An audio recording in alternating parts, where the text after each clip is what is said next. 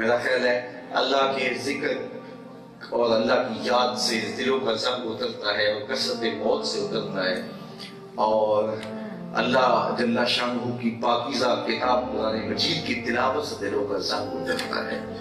تو اگر ہم نے آخرت کی چند لمحوں کے لیے یاد کی ہے تو ہو سکتا ہے کہ کوئی زیادہ دل سے اترا ہو اور دل نے کوئی نور پایا ہو۔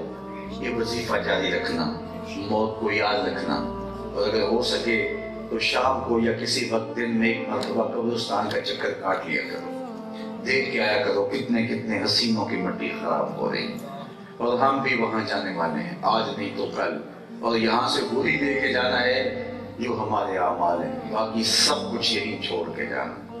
وہ تو کپڑا بھی اتار لیں گے۔ میاں صاحب بولے جاندی واری ڈرونا بنے ہو تے ہاتھ نہ لاندے ڈرتے، جاندی واری ڈرونا بنے ہو تے ہاتھ نہ لاندے ڈرتے، جتنا لئی تم پاپ کمائے اج کتھے نہیں تیرے کر دے۔ سب چھوڑ گئے، اپنے اعمال ہی ساتھ لے کے جا رہے۔ یہ کفن ایسا لباس ہے جس کو کوئی جیب نہیں ہوتی، تو اس کو اپنے ساتھ اعمال کا ذخیرہ۔ میں ابن آدم کہتا ہے مالی مالی، میرا مال میرا مال۔ اس کا وہ مال ہے جو اس نے خرچ کیا اور ضائع کر دیا، کھایا اور پہنا اور پرانا کر دیا، یا اس کا مال وہ ہے جو اس نے آگے بھیجا، باقی اس کا نہیں ہے۔ سانس ٹوٹتے ہی ترکہ بن جاتا ہے۔ کس پہ ناز ہے حضرت انسان؟ تو فرمایا کہ اپنے من کی پاکیزگی کا سامان کرو۔ دوسری بات جو من کو صاف کرتی ہے، اندر کی غلاظتیں دور کرتی ہے، وہ قرآن مجید کی تلاوت ہے جو ہم چھوڑ چکے۔ میرے حضور نے ارشاد فرمایا راتوں کی تنہائیوں میں اٹھ کے قرآن پڑھا کرو اور قرآن پڑھتے ہوئے رویا کرو۔ پھر ارشاد فرمایا فَإِن لَمْ تَبْكُوا فَتَبَاكُوا، اور اگر رونا نہ آئے تو رونے کی کوشش کیا کرو، صورت بنا لیا کرو رونے والی۔ حضرت داتا گنج بخش علی حجویری علیہ رحمہ سے ایک مرید نے سوال کیا، حضرت رونے کی کوشش کرے رونا پھر بھی نہ آئے، فرمایا پھر مقدر پہ رہا کرو، اتنے سنگ دل ہو گئے ہو تمہاری آنکھیں آنسوں کا خراج نہیں دیتی۔ یہ قرآن اللہ کا کلام ہے، فرمایا رب سے باتیں کرنا چاہو تو قرآن کھول کے بیٹھو، یہ رب سے ہم کلام ہے، یہ اس سے باتیں کرنا ہے، یہ اس سے گفتگو کرنا ہے، تو اس سے وابستگی اختیار کرو۔ آج ہر بندہ کہتا ہے میرے گھر میں کسی نے تعویذ ڈال دی ہے، کسی نے ٹونا کر دیا، کسی نے میرے گھر کے اندر جو ہے وہ آسیب کر دیا، جادو ہو گیا، بدروحوں کا سایہ ہو گیا۔ صبح سے لے کر شام تک لوگوں کے یہ مسئلے ختم نہیں ہوتے۔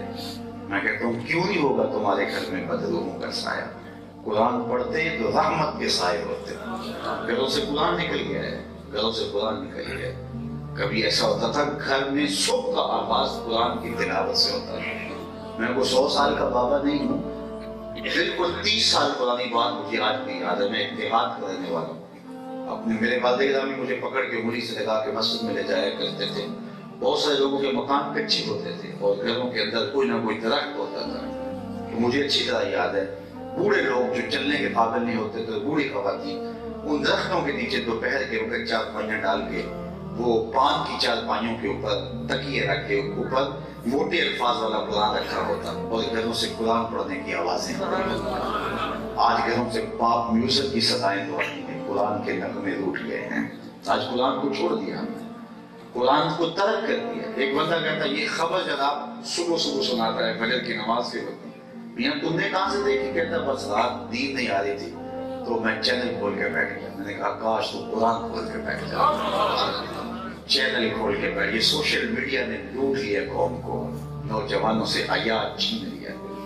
یہ برسوں کا دن شاید وہ ویلنٹائن ڈے کے نام سے یہ قوم بنا دی۔ سبحان اللہ، کیا ہمیں یہ زیبا ہے؟ ہر دین کی ایک شناخت ہوتی ہے، اسلام کی شناخت حیا ہے، اور صحیح حدیث میں آتا ہے کمواری لڑکی پردے میں سمٹ کر جتنی حیاکار ہوتی ہے، حضور اس سے بھی زیادہ حیاکار ہوتی ہے۔ یہ ہمارے نبی کا دی ہوئی حدیث ہے، ہمیں حیا کا درس دیا گیا ہے۔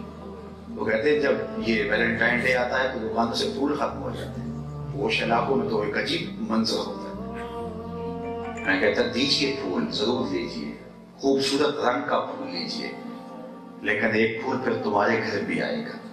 اگر آج پھول لے کے تم کسی کی بہن کو ڈھونڈ رہے ہو تو کوئی جوان مستیاں کرتا ہوا تمہاری بہن کو بھی ڈھونڈ رہا ہوگا۔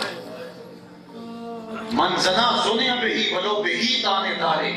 اللہ کے محبوب نے ارشاد فرمایا جس نے بدکاری کی وہ اس کے گھر کو پلٹتی ہے چاہے دیواریں اونچی اونچی کیوں نہ کر لیں. یہ تو قرض ہے, یہ تو پلٹ کے آتا ہے. آج حیا باختہ معاشرہ, نوجوان کہتا ہے مجھے آزاد ہونا چاہیے. تو آزاد نہیں, تو محمد عربی کی زلفوں کا اسیر ہے. تو کہتی ہے حضور کی زلفوں, تو من مانی سے زندگی کو گزارے. اسلام من مانی کا نام نہیں ہے, محمد عربی کی غلامی کا نام. اپنی خواہشوں کو لگام دو, اپنی آرزوؤں کو قابو میں رکھو, اور اسلام نے آپ کو جو شناخت اور پہچان دی ہے اس کے پیچھے چلو. قرآن کی تلاوت معمول زندگی بناؤ. دیکھنا پھر یہ قرآن تمہیں نور کتنا دیتا ہے, یہ قرآن تمہیں نظارے کیا دیتا ہے. یار ایمان کی ایک حلاوت ہے, ذرا وہ بھی چکھ کے دیکھو. حیا کی ایک حلاوت ہے, نماز کا ایک سرور ہے, ذرا چکھ کے دیکھو کہ وہ سرور کیا ہے اور باطن کے اجالے کیا ہے. تو قرآن کی تلاوت معمولات زندگی میں شامل کرو. آپ کا کوئی دن نہ گزرے جس میں آپ نے قرآن کی تلاوت نہ کی ہو. قرآن مجید پڑھا کرو. بعض کہتے ہیں یار ہم تو پڑھے نہیں ہیں, کسی کے پاس بیٹھ کے پڑھو, شرم نہ کرو. اور ایک حدیث سن لو, میرے حضور نے فرمایا جو قرآن پڑھتا ہے اور بیچارہ دیہاتی ہونے کی وجہ سے یا عمر زیادہ ہو گئی ہے یا اجمی ہونے کی وجہ سے یا تاتا ہو, وہ قرآن پڑھتے ہوئے اٹکتا ہے, اٹک اٹک کے پڑھتا ہے. سنو حضور نے فرمایا اللہ اس کو دوہرا ثواب دیتا ہے. اس کو تکلیف ہوتی ہے پڑھتے اللہ ڈبل ثواب اس کو عطا کرتا ہے. تو اس کتاب سے جڑ جاؤ گے اور آخرت کی فکر سے جڑ جاؤ گے تو تمہارے دل صاف ہوں گے. ادارۃ المصطفیٰ یہی پیغام رکھتی ہے, لوگوں کو آخرت سے جڑا جائے, معاد سے جڑا جائے اور بندگی سے. ہمارا صرف اتنا کام ہے اور آگے پھر وہ جانے اس کا کام جانے. مالک دا کم پانی دینا تے وہ پل پل مشکاں پاوے, مالک دا کم پھل پھل لانا لاوے جانا. تو ہمیں یہ ڈیوٹی دینی چاہیے. ادارۃ المصطفیٰ کے ساتھ اگر آپ کی محبت کا رشتہ ہے تو یہ ایک طریقہ ہے, ایک ضابطہ ذریعہ ہے خدا تک پہنچنے کا, اور اسی راستے سے منزل نصیب ہوتی ہے. اللہ آپ کو سلامت رکھے اور اپنی پناہ اور امان کا حصہ عطا کرے. 1 اپریل کو پورے ملک سے بلکہ پوری دنیا سے قافلے مرکز مصطفیٰ کی طرف رواں ہوں گے. اگر آپ کے پاس فرصت ہو, میں آپ کو زور نہیں دیتا, فرصت ہو, آپ کے والدین اجازت دیتے ہوں تو آپ جو ہے وہ صبح 10 بجے سے لے کر کے نماز عصر تک کے اس مختصر وقت کے اجتماع میں آپ ضرور شامل ہوئیے. کیونکہ ہماری کوشش ہوتی ہے کہ لوگوں کا وقت کم سے کم لیا جائے. یہ ہم مغرب کے بعد اجتماعات کرتے ہیں, عشاء کے بعد نہیں کرتے. کیونکہ ہمارے ہاں یہ جو کلچر ہے کہ عشاء کے بعد شروع ہوا اور رات 11 بجے اعلان ہوا کہ اب باقاعدہ کارروائی کا آغاز کیا جا رہا ہے, اور رات 3 بجے اجتماع ختم ہوا تو فجر کی نماز تو غائب ہوئی.